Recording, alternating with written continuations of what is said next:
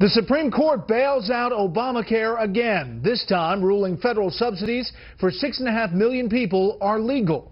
This is Special Report.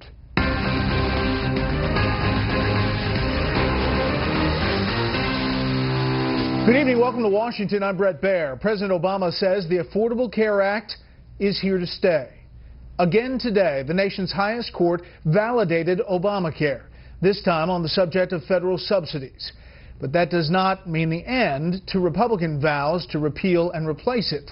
We have Fox team coverage tonight. Mike Emanuel looks at reaction to the decision on the campaign trail and on Capitol Hill. But we begin at the U.S. Supreme Court with correspondent Shannon Bream. Good evening, Shannon. Hello, Brett. Well, for the second time, the Supreme Court, led by Chief Justice John Roberts, a George W. Bush appointee, has upheld President Obama's chief legislative achievement and handed the administration a big win. In a 6-3 decision, the Supreme Court made clear it will have no part in dismantling the Affordable Care Act. At issue, whether the IRS violated the law when it extended subsidies aimed at making health insurance more affordable into all 50 states, despite a phrase in the ACA that says subsidies will extend into states that have set up exchanges, and more than 30 of them chose not to. Writing for the majority, Chief Justice John Roberts said, quote, "While the meaning of the phrase an exchange established by the state may seem plain when viewed in isolation, such a reading turns out to be untenable in light of the statute as a whole," adding, "Those credits are necessary to avoid the type of calamitous result that Congress plainly meant to avoid."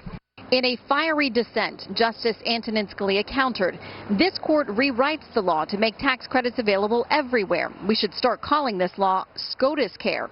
He referred to the majority's somersaults of statutory interpretation, saying they lead to, quote, "the discouraging truth that the Supreme Court of the United States favors some laws over others and is prepared to do whatever it takes to uphold and assist its favorites." For months, the administration has been dogged by statements by so-called Obamacare architect, MIT economist Jonathan Gruber, like this one. If you're a state and you don't set up an exchange, that means your citizens don't get their tax credits.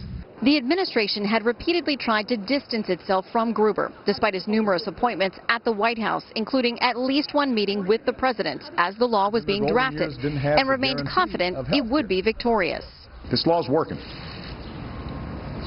and it's going to keep doing just that. Neither the administration nor lawmakers appeared to have a backup plan in the event that the court struck down the extension of the subsidies and may have dodged a political bullet.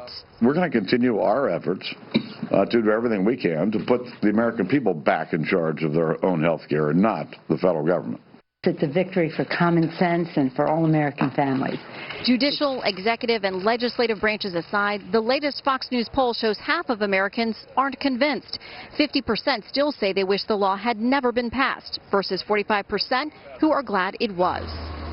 A number of states that did not set up exchanges were wondering if they would be forced to following a ruling today that struck down the subsidies. But because that didn't happen, after today's ruling, a number of experts are saying there's really no motivation for the states to do that, instead avoiding the headache and the expense of setting up the exchanges and just letting their residents go through the federal exchange, healthcare.gov. Brett? Shannon Bream, after a long day outside the U.S. Supreme Court. Shannon, thank you. In some ways, today's decision gives Republican presidential candidates more rhetorical red meat for the 2016 campaign. And they're wasting no time in taking advantage of it. Senior political correspondent Mike Emanuel has that part of the story.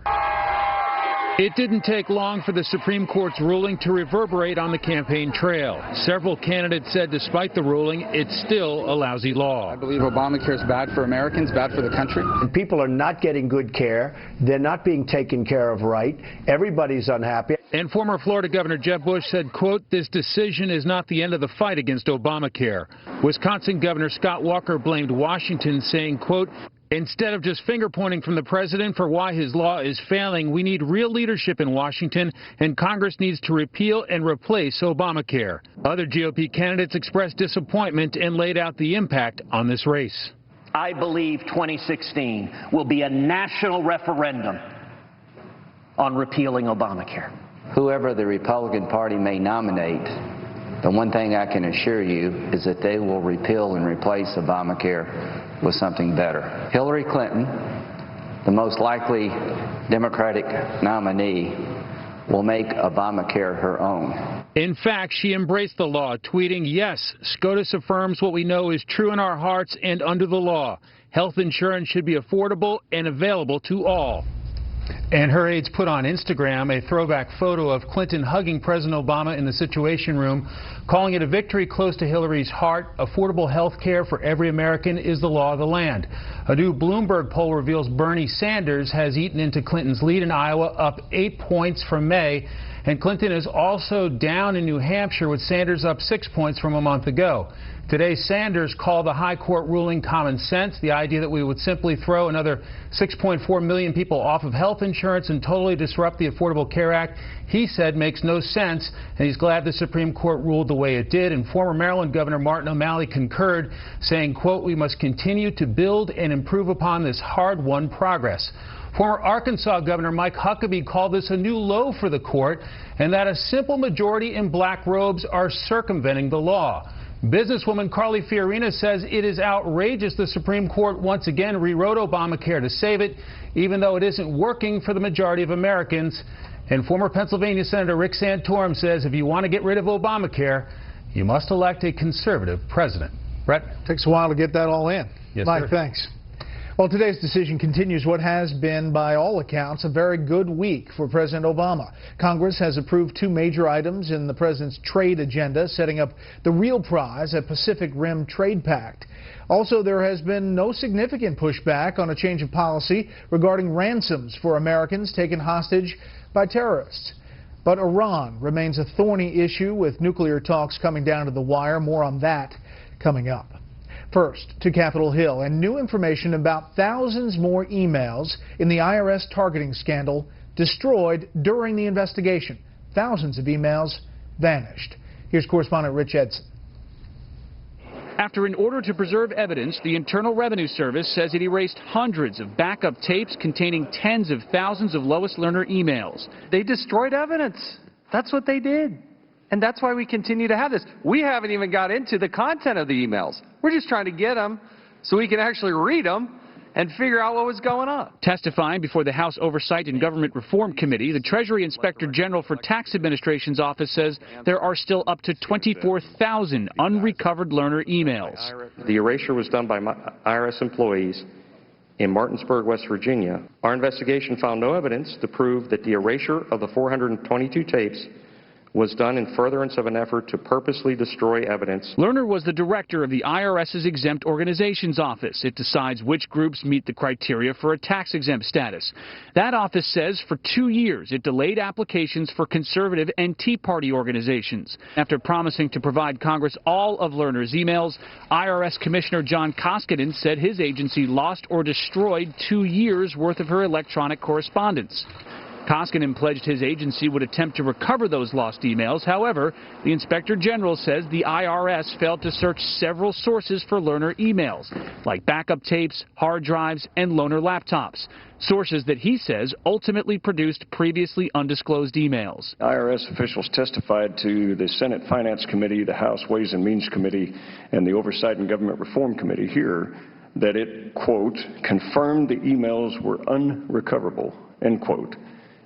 Given then that these tapes had, the degaussing or whatever had been stopped, given that recoverable data still existed on the tapes, was that statement true?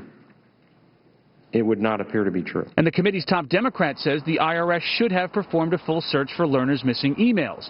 Though as for the investigation, Congressman Elijah Cummings charges this inquiry has devolved into a Republican-led political spectacle. This investigation has squandered tens of millions of taxpayer dollars in a failed scavenger hunt for any possible evidence to support Republican accusations against Lois Lerner, the IRS, and the White House.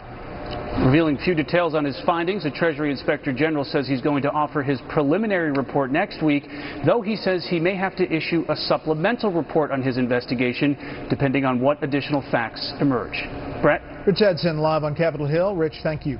Continued worries about Greece, its economy. The shaky negotiations over another possible bailout sent stocks into negative territory today. The Dow lost 76. The S&P 500 dropped 6. The Nasdaq gave back 10. Up next, you may be surprised who's calling out President Obama over Iran. First, here's what some of our Fox affiliates around the country are covering tonight. Fox 10 in Phoenix, with Iraqi officials confirming the pilot of an F-16 that went down in southern Arizona overnight was an Iraqi who had been training in the U.S. Neither Iraq nor the Arizona Air National Guard have announced what happened to that pilot. WRAL in Raleigh, North Carolina, with another child bitten by a shark.